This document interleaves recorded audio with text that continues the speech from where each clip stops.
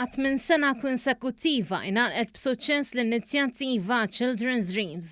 Din is-sena b'kollox inqetet ix-xewqa ta' 2910 tifel u tifla. Din is-sena kellna 1900 ħolma illi ġew maqtugħa kollha bl-ammont totali tar-rigali illi ġew miġbura jammontaw għal madwar 127,000.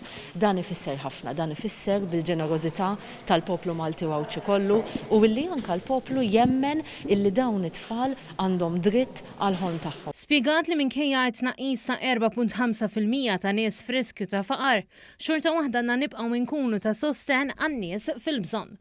Grech fakret ukoll fiċ-Children'S Fund Malta li minnu din is-sena ġew investiti 8,000 euro lil dawn il-familji fil-bżonn. Li fil-waqt li huwa sabiħ li niftakru f'dawn it-tfal matul żmien il-miliet, però kemm huwa iktar importanti illi matul is-sena kollha nibqgħu niftakru f'daw it-tfal. U għaldaqstant il-Fondazzjoni għandha wkoll iċ-Children Funds Malta, illi dan huwa fond illi jiġbor id-donazzjonijiet matul is-sena kollha, propju din is-sena fl-2020 użajna 8,000 euro f'affarijiet li kellhom bżonn anka dawn il-minuri. Min-naħa tiegħu il-Ministru għas-Solidarjetà Soċjali Michael Falzon sostna li dak li baqa' kostanti hija l-qalb kbira tal-Maltin.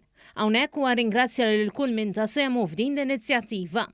Il-kap eżekuttiv tal-Fondazzjoni għall-Ħarsien Soċjali Alfred Grech sostna li din l-inizjattiva setet tittella grazzi għal ħidma ta' ħafna professjonisti li jafu lill-klijenti tagħhom b'mod individwali.